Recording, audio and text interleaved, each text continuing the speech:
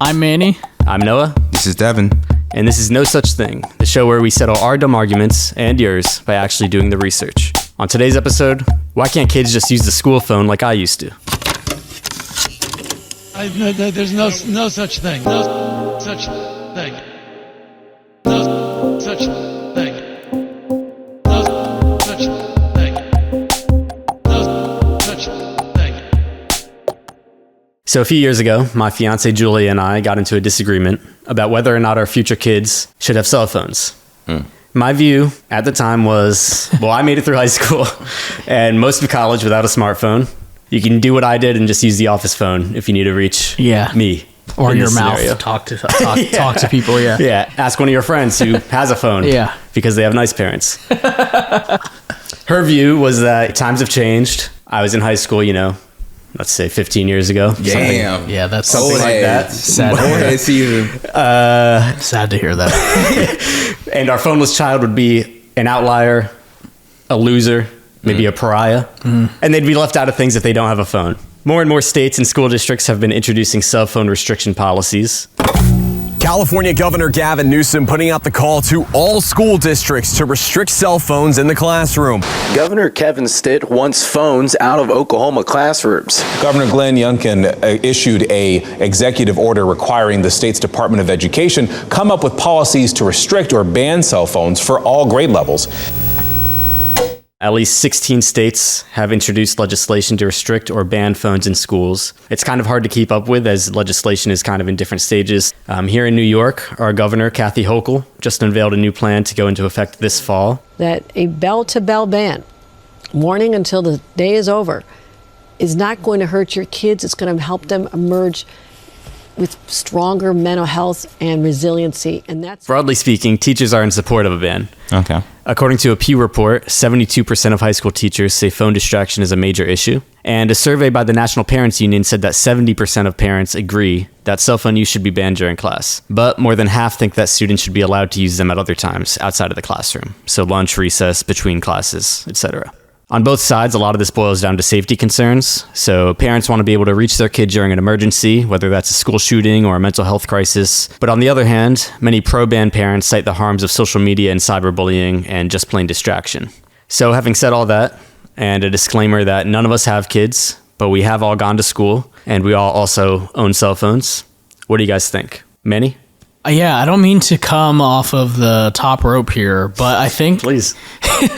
I just think, if anyone's arguing that, they need the phones in school, the easiest thing to point to is that we've done it before without the phones. As you said, times have changed, and there might be new reasons that, new kind of factors at play today than when I was in school that might make you need a phone, but I just don't see it. Yeah. Devin? Yeah, I think it's ridiculous to argue that kids need their phones in school. Ban the phones. From bell to bell? Yeah, from bell to bell. Yeah. So I think so. You don't need it during... recess. Why do you need it at lunch? I think I lean towards that. You're both banned, per ban. I'm barely even allowing my kid to have a phone to begin with. But yeah, I'm just interested to know what the real arguments are, because I've seen this debate a lot online, but I haven't really been that plugged into it. So in my head, I don't know. I'm not necessarily pro-ban, but I'm definitely anti this idea that kids absolutely need phones in school. Now, I also don't mind, all right, class is over, whip your phone out, text your friends or whatever until the next class, or at recess, or at lunch, or whatever. I did have a phone my senior year of high school, and it obviously wasn't a smartphone. It could only text people or... T9? Yeah, I had T9 texting, and I think I had a really shitty Deal or No Deal game on there.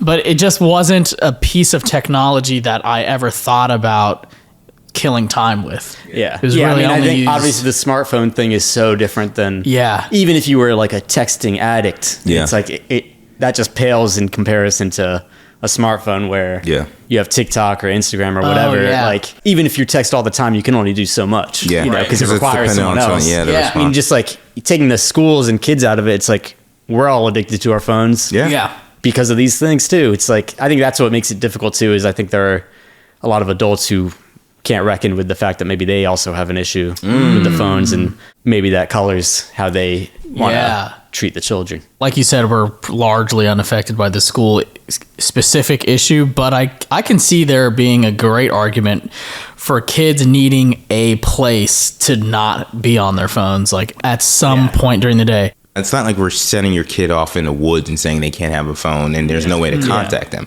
They're out of school. You know, the tough thing, like you're saying, is like, all right, in the U.S., schools aren't as safe as we want them to be. But I just think that you got to think of the trade-offs, and I think having the phones and what that does to the kids is worth the off chance of something bad happening and you not being able to contact them immediately. Yeah. But I also don't have kids. I also think there's this kind of strain where it's like people kind of want to treat kids the same as adults. Yes. Which I get out of, respect. Listen, these are humans. Yeah. They have rights. They're humans. At the same time, it's like, Where are you going I'm with sorry, this? but kids cannot be trusted to make the best decisions for themselves. No. Of course not. Like, it's why we don't let 12-year-olds drive cars. Yeah. Or like, people say this all the time. Their brains aren't developed. It's like they're learning how to be a human still. Yeah. So it's like, they might not like that we're taking the phone away, but I mean, in my opinion, they'll probably be better off if they can, at least for 5 hours of their life, not have the phone. And you think about we've heard so much in the past few years, even in Congress, about like the harms of social media. Mm-hmm. So you think about like if you can imagine hearing a good argument for why kids should have phones at all, then you're like, okay, yeah, maybe it's a lot easier to see that these 5 or 6 hours at school, they shouldn't have them. So next, I want to talk to people on all sides of the issue. Let's hear them out. And I want to see how these policies actually work in practice. All of that after the break. No such thing. No such thing. All right, we're back. I'm Manny. I'm Noah. This is Devin. So I want to start with the case for banning phones, since that's where the momentum is heading nationally. I spoke with a co-founder of an organization pushing for phone-free schools. It's aptly named the Phone Free Schools Movement. I'm Sabine Polak, and I'm co-founder of the Phone Free Schools Movement. Sabine has a very personal backstory that got her involved in this issue. Yeah, so unfortunately, it all started with a phone call out of the blue from my daughter's school counselor saying that she was suicidal, which completely floored me. I had no idea she was struggling. Turns out the main aggravator to that mental health challenges that she was facing was social media and her social media use. Long story short, she ended up spending 6 weeks in a partial hospitalization program. I did a deep dive into the applications she was using, was pretty horrified at what I was finding. Social media had pretty much turned her from a thriving young person with aspirations, goals for the future, to someone that was unrecognizable, had no aspirations anymore, had given up on herself. So when we finally sent her back to school, our school had a cell phone policy on paper, had trust that we were sending her back to a school where they kind of had her back, taking the right steps. We found out pretty much at the end of that semester that her grades were falling, and we spoke to all her teachers and said, is she using her cell phone? And unanimously, they all said, yep, she sits on her cell phone all day during class. So here, not only did we think that we were sending our daughter back to this safe, healthy environment, but it was the complete opposite. No one was going to tell us that these problems were going on. Sabina told me she met with the school administration, who said that they were aware of the issues with phones and students, but were hesitant to really do anything about it out of fear of reprisal from the community. And in Sabina's view, this issue couldn't be solved individually because she tried to take her daughter's phone away, but it only alienated her daughter further from her peers and made the problem even worse. So I asked what she recommends. We did the boots on the ground research to try to figure out like what was making certain policies effective and what was making other policies fail. And what we found out was that it really needs to be an all-day bell-to-bell policy. So that means it's not in their backpack. It's not in a personal locker. It has to be, stored away from the person or in something like a lockable pouch. And especially with the classroom time only bans, we're really putting the burden completely on the teachers to have to enforce that type of a ban. Some teachers are going to enforce it at a higher level than others. And then you have this inconsistency, which leads to pushback from students and even the teachers that are heavily trying to enforce the policies. After a couple of weeks, they end up kind of giving up on the policy. And by the end of the school year, no one's really enforcing it anymore. Like not even 10 minutes ago, I was saying how I could see like your phone gets banned in specific classes. But now hearing her, I can easily see why all day makes a little bit more sense. Like teachers are already so burdened by like all these factors. They're probably so stressed out. They're underpaid. It does seem unfair to put like one more thing on them. Now you got to fight with kids over their phones. Yeah, and it's like hard enough, obviously, to be a teacher. So another common thing you'll hear against bans is, what if my kid needs to reach me? Mm-hmm. Here's what Sabine had to say to that. So we're hearing from mental health professionals that you really need to equip these kids, even the ones that have anxiety, with other type of coping mechanisms. Even in the real world, they're going to have several different types of coping methods to be able to navigate a job and so forth. Kids having 24 access to their parents can sometimes fuel anxiety. Schools were typically the safe spaces. It's the first place that they were independent from their parents and kind of could experiment through trial and error with navigating that independence. When you look at the surveys, parents say they want the kids to have cell phones in schools in case there's an emergency. So obviously the most extreme and kind of top of mind one often is school shootings. Do you have a response to that line of argument? Yeah, I mean, as a parent, I have to say I get it, right? Like that's a hugely emotional thing that's on the top of all of our minds.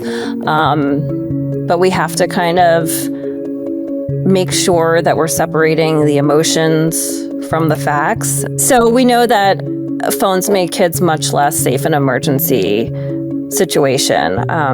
And that comes from, the fact that the phone could alert an intruder of, the hiding location of students, tying up communication lines to first responders. But I have to remind myself that the number one important thing is that they're safe and that these teachers are highly trained in these situations, and to kind of rely on them and their expertise to handle the situation. There's simple solutions that schools can take, that are cost effective, whether it's installing panic buttons in each classroom that allow a direct line to emergency response. I don't think that arming kids with cell phones and replacing one harm with another is the solution. There's got to be something else.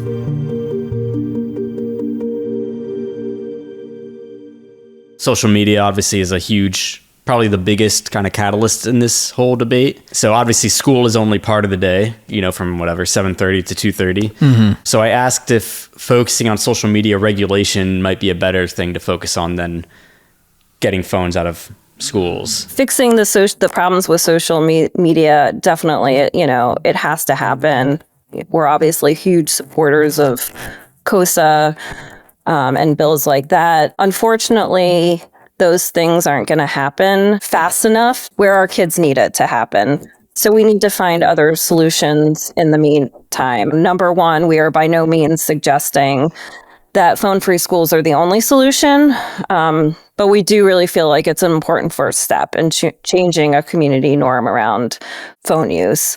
We do have to realize that these kids are addicted, and so giving them the 7+ hours a day to collectively experience life as a group, as a community, without social media is really some of the best digital literacy that we can provide. So Sabina mentioned COSA, that's the Kids Online Safety Act. It's a bipartisan bill that was passed by the Senate in July 2024, but Congress hasn't voted on it yet.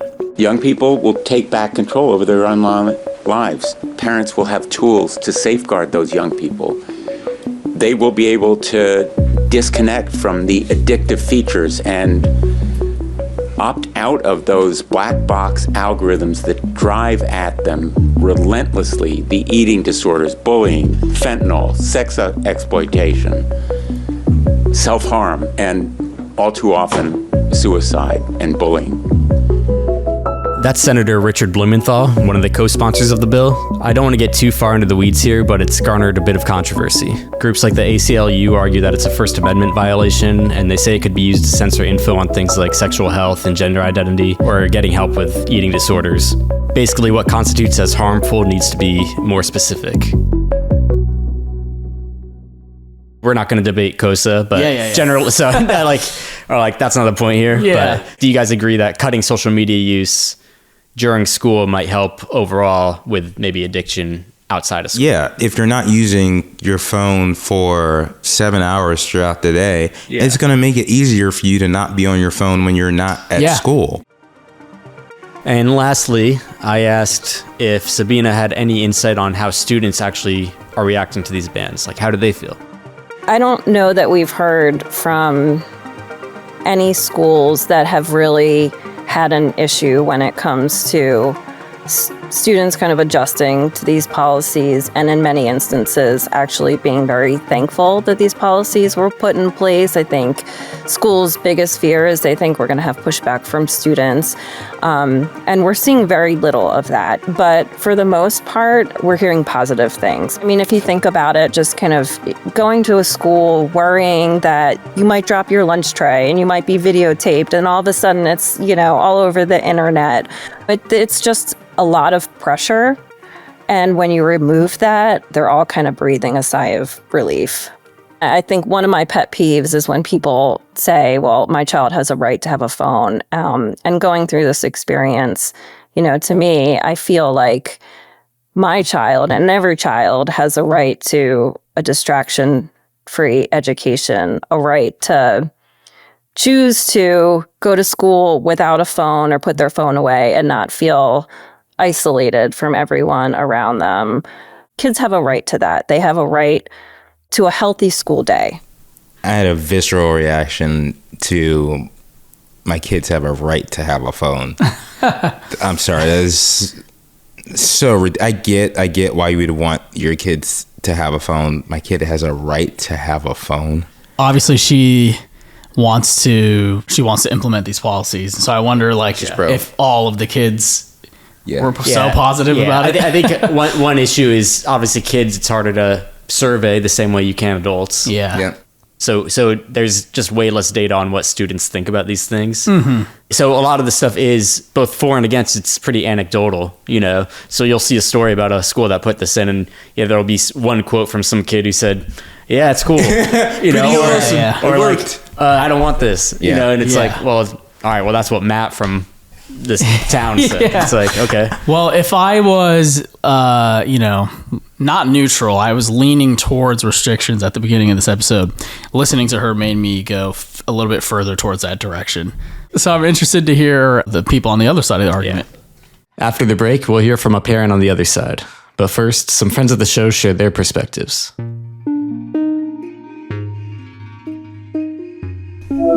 Do you think schools should ban phones?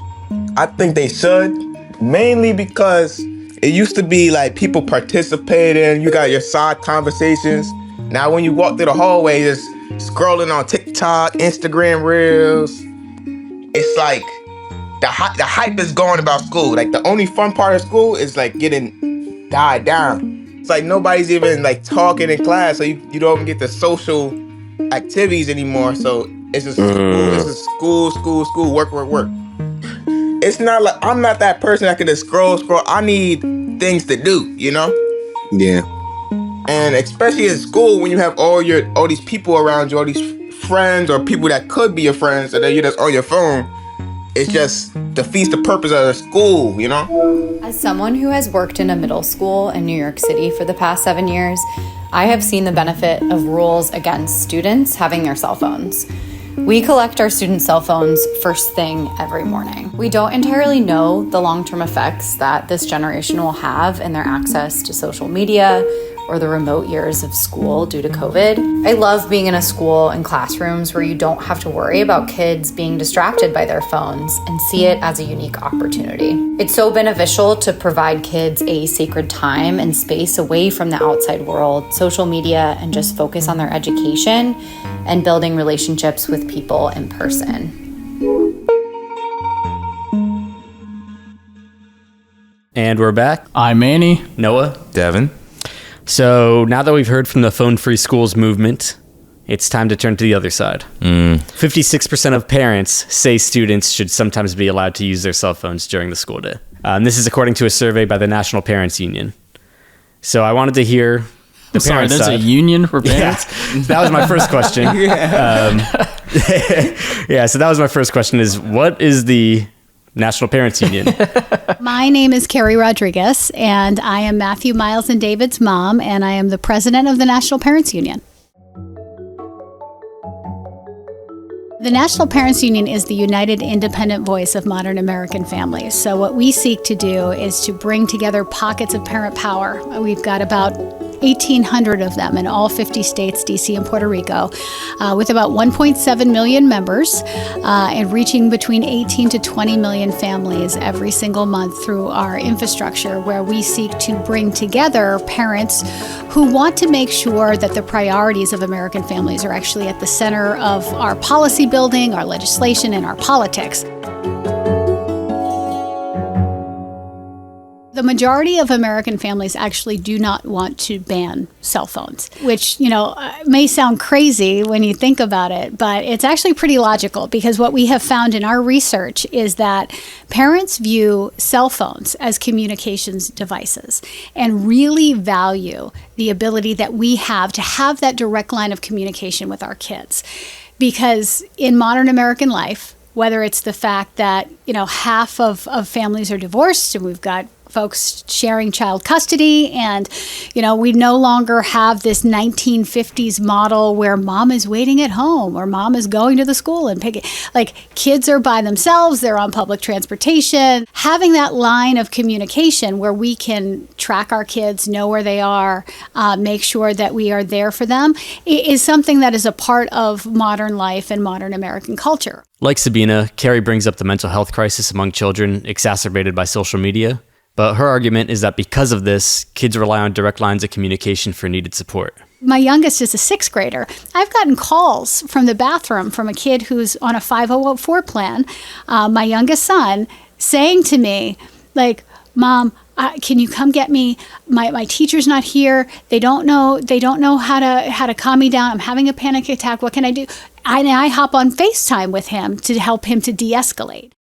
What's interesting is there's already, even just in this, there's so much that she does agree with the other side, especially on social media and mental health and these things. It's more like, do we go after the phones or do we go after the apps? Yeah. Because again, it sounds like if they got rid of the apps and the phone was kind of like our phones in high school, and it was just the dumb phone where, okay, I can call my mom if I really need to. Yeah.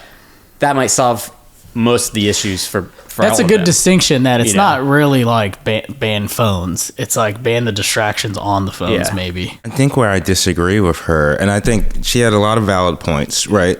About should this be more of a conversation? One point that really stuck with me is her saying, I understand these, I don't know what it's like to go to school or be at a young age and go through COVID.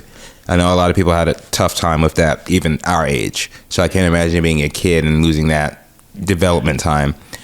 I just don't see a world in which it is good that your child is reaching out to you throughout the day as a crutch. If you have a situation that severe, then there should be something else beyond okay, I need to go to the bathroom and call my mom. Yeah. You should get a note. You should get a doctor's note. If it's that serious, or something. then there should be other things in play. It shouldn't be the norm. It should be an exception. At a certain point, they're not going to be able to call you when they're in a tough situation. So they're going to have to learn that skill. And you would want to ease them into that. But I don't think the response should be, well, I should just always be available to my kid. It's when we were growing up, we couldn't talk to our parents during the day unless there was an emergency, right? Like you had to just figure it out. So I asked Keri what an ideal policy would look like. Her emphasis again was on including parents and students in the policy making and underlining the reality that we do live in the cell phone age, for better or worse. An ideal policy incorporates the concerns that teachers have around distraction, disruption, but also takes into the account the fact that we are pushing our kids into a digital society where they're going to have to be competitive in a global economy, where these devices are going to be a part of everyday life. And it's also our obligation to teach our children the behavioral management skills to have a healthy relationship with technology. Now, we can ban things. You know, we try this with a lot of stuff, like maybe abstinence education. The best way not to have pregnant teenagers, right, is just to tell them don't have sex, right? Don't do drugs. Like, that's always our go-to, is to be like, well, just tell them not to do it. That doesn't work well. You know, it's never been an effective strategy. I also see the antiquated classrooms that our kids are spending hours a day in, with the idea as if, you know, they're never going to have access to this technology to help them with their everyday skills that they're going to utilize. It just seems like a missed opportunity. The abstinence thing doesn't make sense because we're saying basically during this period of time, don't do the thing. Yeah. We're not saying don't be on your phone, period. Yeah. We're saying during this period of time, we're not going to ask you not to be on your phone. And to be slightly fair to her, I think like the analogy about abstinence and drug use like wasn't the best analogy, but I do understand the point of like, instead of banning something, you know, from the ground up, you could I don't know, focus exhibit on more education about it and yeah. like help kids understand what the problems are. Yeah. And like, who is responsible for that now? In this scenario, where the kids schools, are yeah. having the phones, who's responsible for teaching the kids how to have that balance? Now, the teachers are now, that's the current situation we're in, and it's not working, right? Like, So the parents are doing a good job of teaching their kids when to not use their phones, and the teachers are struggling with it.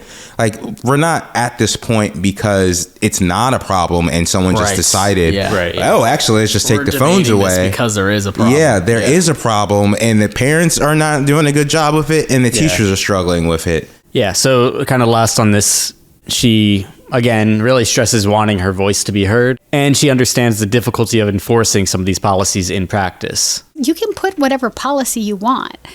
I will tell you that, like, even when I do a TikTok about this issue, the comments that I get from American families are like, great, have your little policy. Let me tell you about what's going to happen with my child. Because if you think I trust you like that, in a day and age where it is a standing possibility that they could be shot to death and murdered in a classroom, you're out of your mind. I will send my kid with a burner phone. I don't care about your little policy. Like, we have made a decision in this country that we are not going to do anything about gun violence. So if all you got from me is thoughts and prayers, all I got for you is my kid's going to have a cell phone, 100%. Like, the argument will be, well, those are so rare, which I don't buy, because you've had more than 250 instances of gun violence, and we're only in January, friend. Oftentimes, policies like this, they come to me after the cake is baked.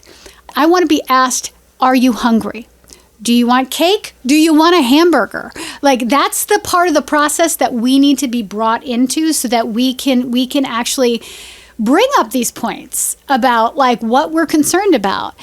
But unfortunately, you know, you bring us in afterwards, what ends up happening is, again, the concerns that I have, which are real and valid, around kids being hurt, being unsafe. Like, if you're not considering like instances like that, our special education community, frankly, communities of color and families that unfortunately have these policies more directly implemented down upon them and unfairly subject their kids to school discipline because there's just a bigger crackdown in communities of color. Like, these are very real things that need to be considered. A really good point. I didn't think about who's going to get in trouble for having these phones. You know, we already know black and brown kids are disproportionately punished for doing the same things as white kids. Is this just another excuse to be like, hey, Deshaun, Why are you always on your phone? Meanwhile, Billy's doing the same exact thing. But Deshaun's getting suspended for it, and Billy is not. Maybe this just makes me feel like restrictions, but flat, like blanket ones. They need to be stronger. Because if they're not blanket, then you do run into all these issues. The gray areas. She's talking about who's going to get in trouble. Are parents going to give people second phones? That kind of stuff. No, maybe I'm just sliding slightly more to the bell to bell versus like class to class. I will tell you anecdotally from what I have seen in focus groups, what is so compelling to me is the lack of understanding around why we are allowing them to be victim to the algorithm. And that is why the National Parents Union and me personally, I am such an advocate for KOSA, the Kids Online Safety Act, because the real problem that we face is the lack of regulation around social media and the lack of protection for our kids and what they are allowed to be influenced by. And frankly, every minute that we waste kind of having this convoluted conversation, is it the device or is it the app? Like, I'll tell you, it's the app. We actually have, as parents, cell phone device management software that we utilize. Many of us utilize at home. And this is where it gets kind of crazy, right? Because again, as I said, the very real concerns that folks bring up about distraction, like, there are ways that we can innovate our way out of this. I know in my house, I use an app called Aura. It's literally like, I have control over my kids' devices. I can control when they're on the Wi-Fi. I can control exactly what apps they use. I can track their text to make sure that there's no, like, there are keywords, so that if there are issues that they're dealing with, that they get flagged for me. Why aren't we doing that? It would be so smart and so easy to be able to create that bubble over schools or have folks register these numbers so that they could be restricted during the school day, while at the same time giving parents the access to their kids and having that open line of communication.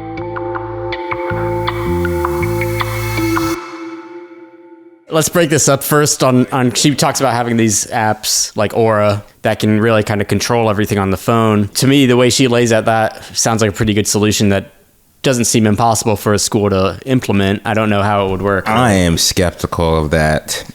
Do you think kids would be able to get around it? Kids, did you have like parental stuff? Yeah, with, the school computers that wouldn't let you on Facebook. Yeah, we had specific stuff. Yeah. Like the issue is the kids know more about this stuff than the parents do. Whatever solution you're going to have to implement, you have to be able to implement with everybody. And I can see that working in some schools, right? Or some classrooms where everyone is down. But what if 3 or 4 of the kids' parents are like, actually, I don't want that installed? The issue is, like, whatever you put into place, there are going to be people who don't want to do it. The technology doesn't seem that complicated. Like, if on my sports gambling app, for example, if I'm in a certain state, it just is, bloop, you can't use it here. Yeah. So that seems easy. If they do implement some kind of, like, bubble over these schools that, like, don't let you use I'm X, just Y, sorry, and Z. we can't get, like, schools' books. We're going to be implementing bubbles. Like, this is the thing with these apps and stuff. It's like, yeah, it's going to work at like private schools or schools that already have a lot of resources. The schools that really need this the most are not going to be able to implement this stuff. They can't get money. Like, Trump is currently trying to ban the Department of Education, and we're talking about getting smartphone apps. We got to be realistic about what it's like, what we're going to be able to do. And I think installing apps on every kid's phone that goes to that school is the most roundabout way to just stop kids from using their phones. Just take the phones away. Yeah. She also, before I even had a chance to bring it up, she had a response to my go-to answer of just go to the front office like I used to back in the day. And the other thing that I have to address, because I know our friends are going to say, well, if you want to contact your kid or they want to contact you, just go to the phone in the office. Yeah, this is my, when I first was having this conversation, this is what I was thinking. So what's your answer to that? Freaking wild. I want to be like, do you have kids in a school, like an actual school? Have you ever tried to call and get a hold? That, God bless that school secretary. Okay, here in Massachusetts, you got 2,000-3,000 kids in a high school. Trying to get a hold of your child in that school building or having them get a hold of you in a line of kids, that's not, again, in keeping with reality. The schools have yet to figure out how to effectively communicate with parents and families. So there's a lot of work to be done on the other end, so that schools can earn our trust that they've got it. Fair point. I think she's 100% valid. I think if you want to take people's phones away, you should be able to notify the parents if there's a drill or a lockdown. You should probably figure that out. And then lastly, to close out, she told me that it's not just the phones that are creating this disengagement in the classrooms, but maybe teaching methods need an update or a change. The issues that we have with cell phones and the obsession and the amount of engagement we have with this technology is really a symptom of a greater disease. And that is the fact that kids are disengaged from our classrooms. We don't have good classroom management. You know, the little 4-year-old kid who can't wait to tell you everything they know about dinosaurs and all the facts and everything they've learned, that fire is extinguished, that sparkle leaves. And that's the real problem, is that our teens, their brains are seeking that engagement. So I think that, like, when we double click on this, like, shouldn't we be asking the question, like, why are our kids who are so hungry for knowledge, who want to learn, why are they so checked out about what's actually happening in the classroom? Because where you will see a difference, teachers that have the ability to engage kids, that have really good practices around classroom management, generally don't have a hard time around keeping kids off cell phones. And that is really, if we really want to address the issue and get to the core of it, I mean, you could ban it, I guess. Is it really going to address the problem? I don't think so. Talking about like the real world, work is boring a lot of times. You're going to be bored in places. Not everything is going to be engaging. And I think part of learning to be an adult is learning how to be bored in a way that is productive. Yeah. And I think that just because your teacher is boring shouldn't be an excuse for you to be on your phone. Yeah. Yeah, I mean, of course not.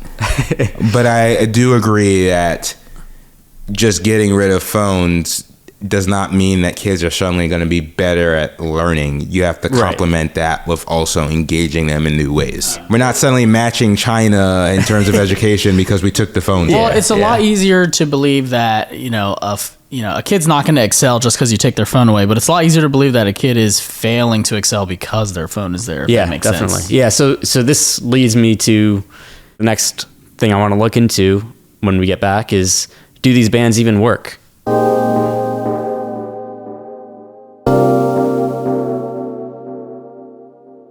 Okay, so now we've heard from Sabina, who is for the bans, and then we heard from Keri, who's against the bans. But I wanted to find out if we've actually seen any results as far as academic performance or mental health. Do these bans even work? So, looking into the research, it's pretty difficult to sort out what's actually effective and what's not. There's so many different variables across schools, states, countries, not to mention social media algorithms always changing, COVID, etc. All of which is a long way to say there's no clear, conclusive evidence at this point to say phone bans are good or phone bans are bad. Okay. But there have been some studies with more to come on the way, so here's a little bit of what's out there. One study from 2016 out of England saw schools that had bans had improved test scores, especially among low-performing students.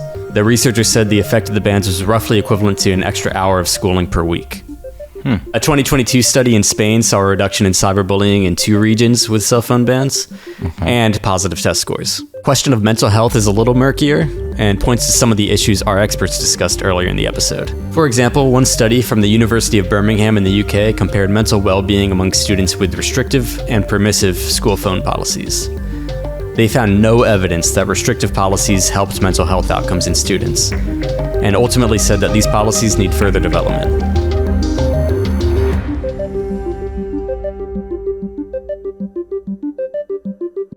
So now that we've heard all of this, have you guys changed your minds at all? I think after everything we've heard, definitely really good points that I hadn't thought about before on the against ban side, especially with the implementation of the bans or restrictions. I think I'm still leaning a little bit towards some kind of restriction, maybe not a flat out ban, but hearing some of the data from Europe where we'll note there are not school shootings happening.